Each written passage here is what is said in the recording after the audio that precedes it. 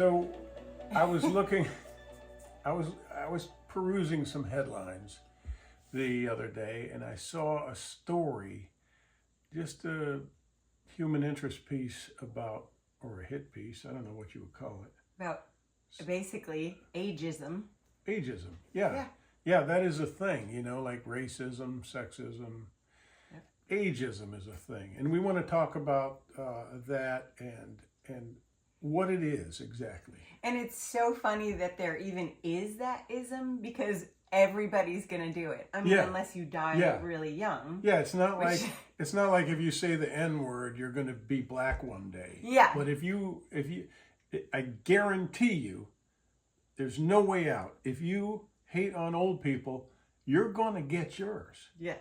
It's 100% guaranteed. Yes. Like death and taxes. And what's the reason? Like, I don't understand. What is the reason for any kind of ridicule and criticism and to make themselves feel better? Yeah. Because if I can bring you down, it equally elevates me. Somehow that's that the gets theory. into people's heads, but that's not how it goes. Yeah, I mean, it is a very basic concept. If this goes down, which is you, this comes up, which is me. You know, like a seesaw. It doesn't have to be like that. So but I guess that is the way that people, it's kind of like a lack mentality type way of thinking. Yeah. If you have more than me, I need to bring you down a peg. Like if somebody's winning, you are hating on them because you think that they're getting something that you should have. Or so I guess that's the psychology behind it. So the whole premise of this that brought us to this discussion was I saw this in this piece. There's a picture of Sarah Jessica Parker at a luncheon with, I don't know, her manager or some friends or whatever. Yeah. And she was bold enough to go out, I guess, in Hollywood or wherever. I mean, she looked clean. She looked great. I thought. With no makeup. No makeup. With no makeup. And I applaud her for that. Me too. The problem with it is once you brand yourself as a sex symbol. You really are a brand. That's the problem with how it's like with you. You're a brand. You're Banshee Moon. Yeah, like I don't want to go out without makeup on because I just don't think I look great. You feel that normally, but if you were Sarah Jessica, if you were a star in like a place like Hollywood, it's that much more profound. Yeah, it should be even more. It's even harder to deal with. Yeah. So she went out and basically she ended up saying, not really apologizing, but hey, I can't help the way I look. I'm older, and I think she said that she doesn't want to go the route of stretching her face back and doing all the Botox and all that. She said, look, I can't get around this. I think she looks beautiful without makeup. I think she looks good too. I mean, I like to. I wish I had blonde hair and blue eyes, because then I would do that too. You hate the expression, but I'll say it. If I'm being honest, if I'm being perfectly she looks even more lovely when she accentuates. I almost hate to say that, but that's how we are culturally, you know. Yeah. Well, I mean, basically, most people look better with makeup on. Yeah. I mean, it just really, you're right. It accentuates your good features. I mean, if guys covers that as you get older. It does make you look kind of.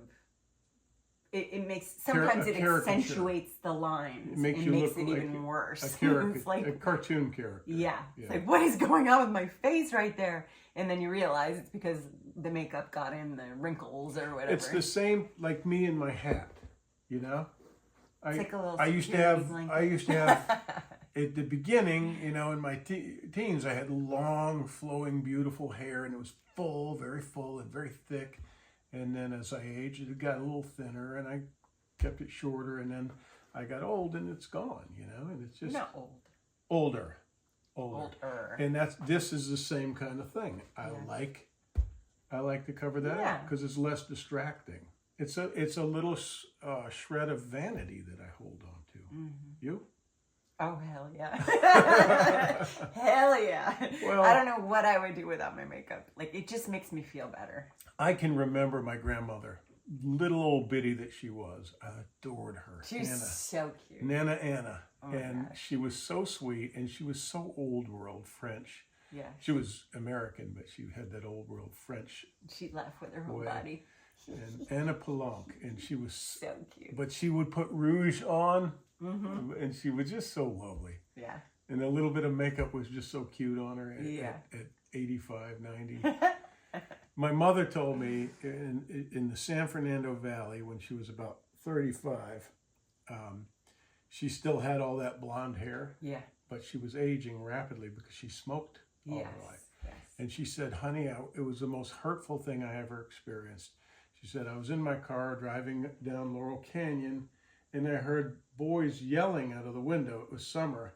And she said, I was turned looking or talking to one of you babies, and I turned to look at who was catcalling, and they went, oh, oh, go, and drove off. And she was left feeling so devastated because it brought home how much she had aged. Yeah. And it's just very sad. I remember going to a concert with the kids. We brought the kids to one of those festivals, music festivals, and we were the oldest people there. Yeah. And we were like maybe 30. And I just remember... No, we were probably 37 or 30. No, well, I think I was 30 and you were 34 maybe. Okay. 33. And I just remember looking around and thinking, and then looking in the mirror and seeing my wrinkles and stuff, and I was like, oh, I gotta find something to help this. Botox, please. Do you have Botox? Well, a little bit probably left still. From a long time ago? From October. But you don't lean heavily on that stuff at all, No. I noticed. Every 6 months to a year. You ever had a facelift? No. Thank God. I'm asking like I don't know. I live with this woman. And I know, but I beg her not to do that. I had a customer that went overseas, and she said everybody that was there was getting plastic surgery because it's so cheap, and the doctors are really good where she was. I think she was in Turkey. Yeah. And she's only 40, and she got full facelift, got her lips done. That's so dumb. Got her eyes done. I don't mean to judge. She looked so beautiful, though. I was like, shouldn't she have so waited? jealous. Right? Why stretch your skin before you're 60, you know? Yeah.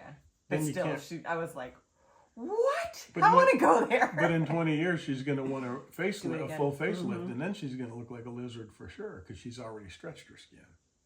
And they cut it off. I don't think you can stretch it again. They stretch it back and they cut off the excess. Yeah. So parts of it are still stretched looking, like around here, you know? Yeah. I don't know. Anyway. So what do? We fight, we age gracefully. We exercise. We fight. We eat right. We try and fight the signs of aging. Yeah. On our face and our whole body. But it's eventually... Yeah, so... gonna catch up. Just know, if you're dealing with the kind of person that would hate on a star for aging, my theory about the Sarah Jessica Parker thing, let me really dial it down. I think most of those are guys who don't get laid, who maybe they saw Sex in the City and thought, oh man, she's so desirable, she's so beautiful, she's so hot, and they kind of feel like she thinks she's all that, but well, of course she does. It's her of course character. She thinks she's that. Yeah, and she thinks she's beautiful because she's making a fortune off of and she is beautiful. Her talent and her looks, right? But these guys think I could never be with her, and she would never have me, and who am I? And they feel, like you said, a lack mentality, and just to see her human frailty, they rejoice in that. That's sad because it's something they can't have. So let's not do that. Because if you would do that with someone who is rich and famous, reap their own bad karma. Yeah, I think if you would hate on somebody like that, and that's your excuse, is because they're rich and they can take it or whatever, then you would hate on anybody. It's just you're a hater. Don't be that. It's very sad. Be that if you want to be that. Be that if you want to be that. Eat into your life and just make things. Not good. It's so much nicer. Make things sad and depressing for you. To be a lover, to be someone who spreads love, and so why wouldn't you go out and look for someone that you could say something nice about? See, you're a really good influence on me for that. Like I'm an old curmudgeon sometimes, and I want to be nice and spread joy and scatter smiles. You're not like that. No. You are a little judgy sometimes. I'm intolerant. But not because of stuff like that. Stuff that they can't help. I just don't suffer fools well. That's my problem. Not that I'm not foolish sometimes, but I digress. So anyway, what are your thoughts on that? And how do you escape being old once you've criticized someone for being old? What do you do? I mean, where are you going? I had a guy. If you're alive, we read the comments. We don't have the problem with we try from time to time to answer a bunch of comments in a row, but then they get away from us, because if you're talking about thousands of comments, you've got to sit for hours and hours and hours. You can't. It's just, you would know if you did this. It's an impossible task. Really is. But we read the comments as much as we can, just to get keep our finger on it and know what the sentiment is. And how we are received and what they like and what they don't like. And one time recently I read a comment of a guy just laid into me. He was like, "You should be ashamed of yourself, of your age." Oh yeah. Like what? Why are you trying to do that? I was doing like a rope trick or something. Shame on you. Let younger people do these videos, and you're old. And I just thought, you're going to be old. You're never too old. You're never too old. That's true. Do what you want to do. Some people. Okay, so in let's talk about that. If you feel like, oh God, I'm running out of time, or look what happened, I got old and I wasn't planning on it, blah blah blah. Remember, some people are just getting out of prison when they're 60 years old and have a great outlook, and they say, hey, I've got this amount of time left, probably. I'm going to have a great time. This is the next chapter. And because of their attitude, because of that mentality, they will have a great time. Yeah. They talk about Grandma Moses. Remember the story of Grandma Moses? She didn't start painting until she was in her 60s or 70s and became quite famous. Wow. I think it was Grandma Moses. Awesome. So there are some people that start their careers and they start their glory days at 5. And there are some people that start them at 55.